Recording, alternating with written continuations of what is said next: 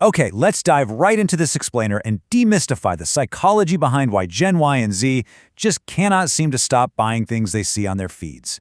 I mean, if you've ever opened a social app just to, kill 5 minutes, only to find yourself entering your credit card info for a sonic face scrubber you didn't even know existed 10 minutes ago, well, you are definitely not alone.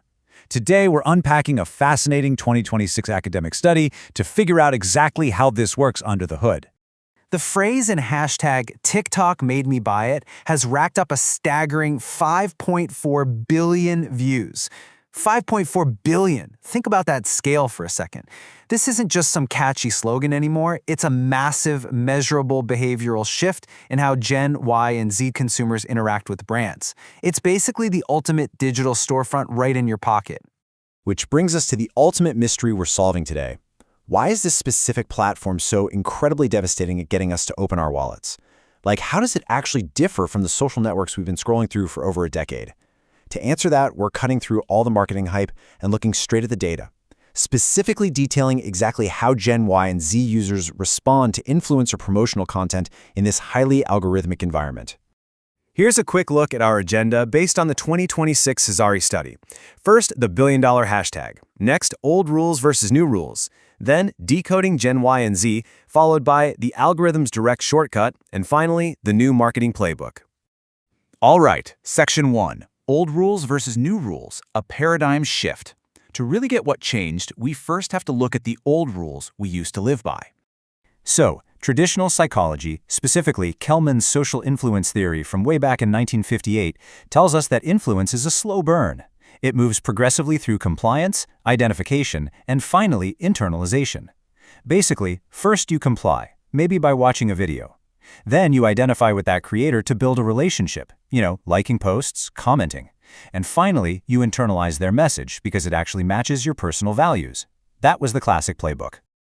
Marketers have historically obsessed over this exact pathway.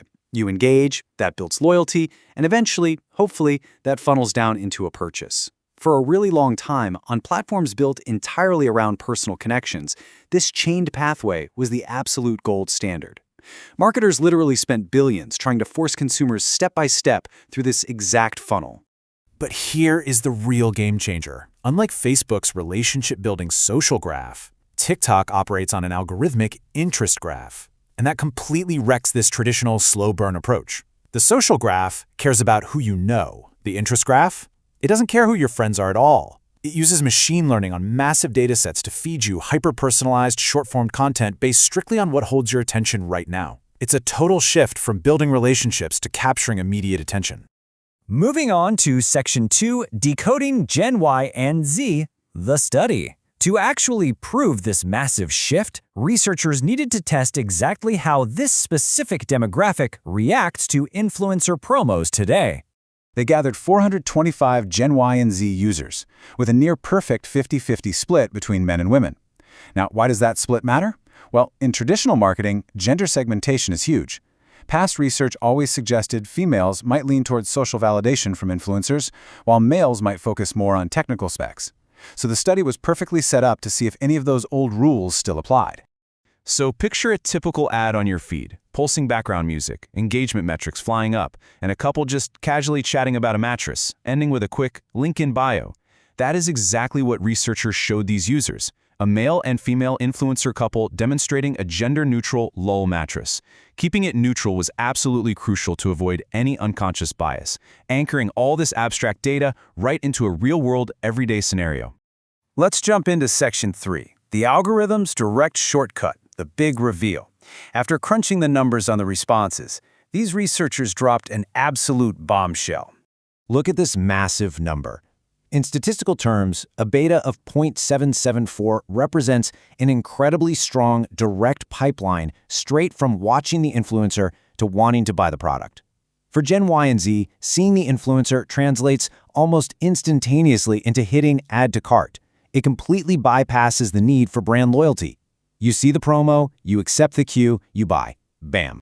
So if you thought building loyalty was the secret sauce, well, the data says trying to force it actually backfires.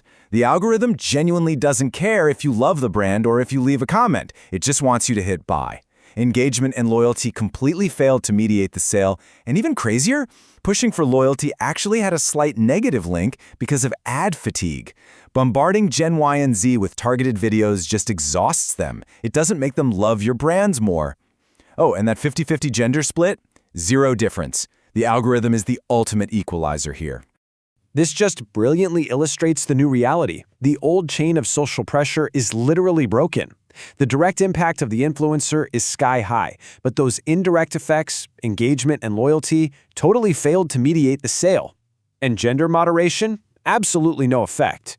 It proves that for Gen Y and Z, persuasion isn't about relationships anymore. It's a hyper-fast jump from exposure straight to purchase intention, driven entirely by the interests graph. Which brings us to Section 4, the new marketing playbook. The rules are completely rewritten, folks. If loyalty and engagement aren't driving sales, the strategy has to pivot hard. The new playbook: stop trying to build relationships in a feed. Ditch the gender segmentation. Focus strictly on product features, short demonstrations, and super clear calls to action. Skip the emotional story building and just show the thing working, like a 15-second burrito assembly or a shoe bouncing on the pavement. Trigger an immediate response by showing exactly what it does right then and there. As the researchers point out, marketers should prioritize content that triggers an immediate product response within the feed over gender targeting or engagement metrics. Shares and comments might get you viral views, sure, but they aren't the primary indicators of a sale anymore. The algorithm relies purely on behavioral viewing data to trigger direct compliance. The journey from your eyeballs to your wallet has never been this streamlined. Now that you know exactly how the interest graph completely bypasses your brand loyalty to target your wallet directly, so what will the algorithm make you buy next? Seriously, the next time you find yourself entirely captivated by a 15-second video of some quirky kitchen gadget, remember this explainer. You aren't falling in love with a brand. You're experiencing the ruthless efficiency of direct algorithmic compliance. I challenge you to observe your own scrolling habits a little more closely today.